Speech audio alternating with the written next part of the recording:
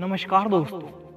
सुबह के 7 बजे बादशाह बहादुर शाह जफर लाल किले में नदी के सामने तस्बीह खाने में सुबह की नमाज पढ़ चुके थे। तभी उन्हें यमुना पुल के पास टोल हाउस से धुआं उड़ता हुआ दिखाई दिया। उन्होंने फौरन इसका कारण जानने के लिए अपना हरकारा वहां भेजा और प्रधानमंत्री हकीम अहसान उल्लाह खां और किले की सुरक्षा के लिए जिम्मेदार कैप्टन डगलस को तुरंत तलब कर लिया। हरकारे ने आकर बताया कि अंग्रेज सेना की वर्दी में कुछ भारतीय सवार नंगी तलवारों के साथ यमुना पुल को पार कर चुके हैं और उन्होंने नदी के पूर्वी किनारे पर बने टोल हाउस में पूरी तरह आग लगाकर उसे लूट लिया है। यह सुनते ही बादशाह ने शहर और किले के सारे दरवाजे बंद करने का हुक्म कर दिया।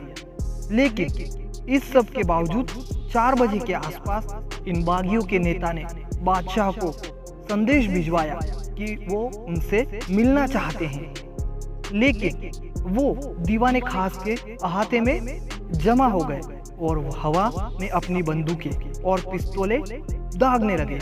दिल्ली के उस समय के रईस अब्दुल लतीफ ने 11 मई 1857 के अपने रोजनामचे में लिखा, बादशाह की हालत वही थी जो शतरंज की बिसात पर शह दिए जाने के बाद बादशाह की होती है। बहुत देर चुप रहने के बाद बहादुर शाह जफर ने कहा, मेरे जैसे बुजुर्ग आदमी की इतनी बेइज्जती क्यों की जा रही है? इस शोर की वजह क्या है? हमारी जिंदगी का सूरज पहले ही अपनी शाम तक पहुंच चुका है। यह हमारी जिंदगी के आखिरी दिन है। इन दिनों में हम सिर्फ तन्हाई में रहना चाहते हैं। इस घटनाक्रम का एक और विवरण चार्ल्स मेटकॉफ ने अपनी किताब टू नेशंस नरेटिव में दिया। मेटकॉफ लिखते हैं, अहसान उल्लाह खां ने उन सिपाहियों से कहा, आप अंग्रेजों के लिए काम करते रहे और हर महीने एक बंधी हुई तनख्वाह पाने के आदी रहे। बादशाह के पास कोई खजाना नहीं है, वो कहां से आपकी तनख्वाह देंगे? सिपाहियों ने जवाब दिया, हम पूरे मुल्क का पैसा आपके खजाने में ले आएंगे। जफर ने कहा, हमारे पास न तो फौजी है और न ही हथियार और न ही पैसा। उन्होंने कहा, हम सिर्फ आपकी रहमत में रहना चाहते हैं, हम आपके लिए सब कुछ ले आएंगे। जफर थोड़ी देर चुप रहे। फौरन फैसला न ले पाना उनकी शख्सियत का सबसे बड़ा नुक्स था, लेकिन उस दिन जफर ने फैसला लेने में तनिक भी देर नहीं की और हाँ कर दी। वो एक कुर्सी पर बैठ गए और सभी सिपाहियों ने बारी बारी से आकर उनके सामने सिर को झुकाया और उनके सिर पर अपना हाथ रखा। कुछ सिपाहियों ने किले के कुछ कमरों को अपनी रिहाइश गाह बना लिया और कुछ ने तो दीवाने आम में ही अपने बिस्तर बिछा दिए। बादशाह न तो इतने बड़े लश्कर को काबू में रख सकते थे और न ही उनका इंतजाम कर सकते थे, लिहाजा वो खुद लश्कर के काबू में आ गए। अगले दिन बादशाह ने अपना बेहतरीन लिबास पहना। एक पुराने चांदी के सिंहासन को झाड़ पोंछ कर बाहर निकाला गया। उन्होंने कुछ सैनिक अफसरों और रईसों को बादशाह की तरफ से खिताब दिए। बादशाह के नाम के सिक्के ढाले जाने लगे और फिर एक बड़ी तोप दागे जाने की आवाज सुनाई पड़ी।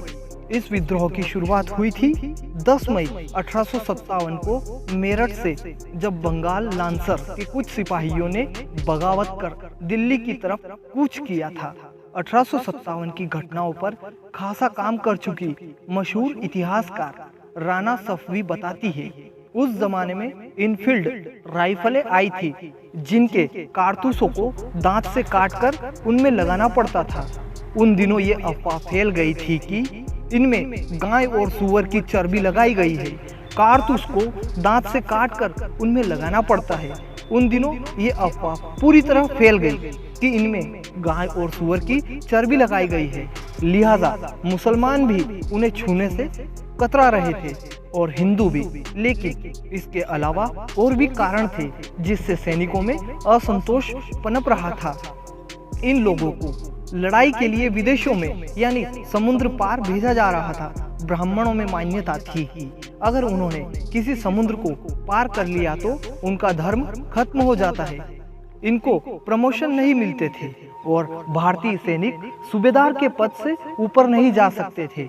इन भारतीय सैनिकों ने अपने ब्रिटिश अफसरों को मार दिया और 44 मील दूर दिल्ली की तरफ बढ़ गए। शुरू में दिल्ली वासियों ने बाहें फैलाकर इन बागियों का स्वागत तो नहीं किया, बल्कि कुछ हलकों में और यहाँ तक कि बहादुर शाह के नजदीकी लोगों ने भी इनका विरोध शुरू कर दिया। ये बागी बादशाह के सामने भी पर्याप्त सम्मान से पेश नहीं आते थे और बात बात पर दरबार के कायदो कानून को तोड़ते थे। दरबार के लोगों को आपत्ति थी कि वो दरबार में घुसने से पहले अपने जूते नहीं उतारते थे और बादशाह के सामने भी हथियार लेकर चलते थे। जाने माने इतिहासकार और मशहूर पुस्तक विजिट 1857 वॉयसेज फ्रॉम दिल्ली के लेखक महमूद फारूकी बताते हैं कि दिल्ली के लोग बहुत नाराज थे, लेकिन इसका मतलब ये नहीं था कि वो अंग्रेजों के खिलाफ लड़ाई में भाग नहीं लेना चाहते थे। लेकिन अंग्रेजों के खिलाफ लड़ाई हर कोई अपने हिसाब से लड़ना चाहता था। वो हरगिज नहीं चाहता था कि अंग्रेजों के खिलाफ लड़ाई में 40 सिपाही आपके घर के ऊपर आकर बैठ जाए। जब महात्मा गांधी और भगत सिंह के जमाने में भी आजादी की लड़ाई लड़ी जा रही थी, तब लोग ये नहीं चाहते थे कि उनके घर पर कोई आंच आ जाए या पुलिस उनके घर आ धमके। ये बात 1857 पर भी लागू होती है। 12 मई की सुबह तक दिल्ली अंग्रेजों से पूरी तरह खाली हो चुकी थी, लेकिन कुछ अंग्रेज महिलाओं ने किले के बावर्ची खानों के पास कुछ कमरों में शरण ली थी।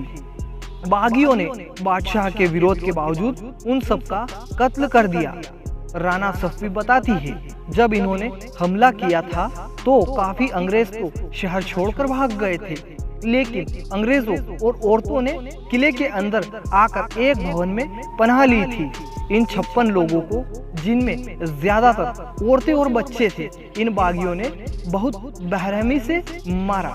जब बाद में बहादुर शाह जफर के खिलाफ मुकदमा चला तो उनके खिलाफ सबसे बड़ा इल्जाम यही था कि उन्होंने इन औरतों को मरवाया। हालांकि आप अगर जहर दहलवी की किताब पढ़े तो कई प्रत्यक्षदर्शियों ने बताया है कि बादशाह ने उन्हें बहुत समझाने की कोशिश की थी कि ये किसी भी मजहब में नहीं लिखा है कि तुम मासूमों को मारो। लेकिन कुछ दिनों बाद ही बगावत करने वालों के पांव उखड़ने लगे और दिल्ली से खदेड़े जा चुके अंग्रेजों ने वापसी की। अंबाला से आए सैनिकों ने बाजी पलट दी और अंग्रेज एक बार फिर दिल्ली में दाखिल हो गए। अंग्रेजों ने यहाँ कत्ले आम किया और सिर्फ एक मोहल्ले कच्चा चाल में 1400 लोगों को मार डाला गया। उस समय के ब्रिटिश सैनिक 19 वर्षीय एडवर्ड विवार्ड ने अपने चाचा गार्डन के लिखे एक पत्र में लिखा, मैंने इससे पहले बहुत भयावह दृश्य देखे हैं, लेकिन मैंने जो कल देखा है, मैं ईश्वर से प्रार्थना करता हूँ कि वो मुझे ऐसा दृश्य फिर कभी न दिखाए। औरतों को तो बख्श दिया गया, लेकिन उनके पतियों और बेटों को मारे जाने के बाद भी उनके चीखें अभी तक मेरे कानों में गूंज रही है। ईश्वर जानता है कि उन लोगों के प्रति मेरे दिल में कोई रहम नहीं था, लेकिन जब मेरी आंखों के सामने बुजुर्ग लोगों को इकट्ठा करके गोली मारी गई, मुझ पर उसका असर पड़े बगैर नहीं रह सका। जब अंग्रेज दिल्ली में दाखिल हो गए तो बहादुर शाह जफर लाल किले के पिछवाड़े से पालकी पर बैठकर पहले निजामुद्दीन की मजार पर गए और फिर वहां से हुमायूं के मकबरे पर। वहां पर 18 सितंबर 1857 को कैप्टन विलियम हॉटसन ने उन्हें गिरफ्तार कर लिया। बाद में सीबी साउंडर्स को लिखे पत्र में उन्होंने इसका जिक्र करते हुए लिखा, बादशाह जफर मिर्जा इलाहिश बख्श और एक मौलवी के साथ एक पालकी पर बैठकर आए हैं और उनके बेगम अपने बेटे मिर्जा जवान को बख्त और पिता मिर्जा कुली खां के साथ बाहर निकली है। फिर उन दोनों को पालकियां रुक गई और बादशाह ने संदेश भिजवाया कि वो मेरे मुंह से ये सुनना चाहते हैं कि उनकी जान बख्श दी जाए। मैं अपने घोड़े से उतरा और मैंने बादशाह और बेगम को आश्वस्त किया कि हम आपकी जिंदगी की गारंटी देते हैं, बशर्ते आपको बचाने की कोई कोशिश न की जाए। मैंने उनसे यह भी कहा कि उनकी बेइज्जती नहीं की जाएगी और उनके सम्मान को पूरी तरह बरकरार रखा जाएगा। बहादुर शाह जफर की जान तो बख्श दी गई, लेकिन उनके 3 बेटों मिर्जा मुगल, खिल्ज सुल्तान और अबू बकर को पॉइंट ब्लैंक रेंज से गोली से उड़ा दिया गया, और वो भी उस समय जब उन्होंने हथियार डाल दिए थे। विलियम हार्टसन ने अपनी बहन को पत्र में लिखा कि मैं स्वभाव से निर्दयी नहीं हूँ, लेकिन मैं मानता हूँ कि इन कमबख्त लोगों को धरती से छुटकारा दिलाकर मुझे बहुत आनंद की अनुभूति हुई है। बादशाह को लाल किले की एक कोठरी में एक असाधारण कैदी की तरह रखा गया।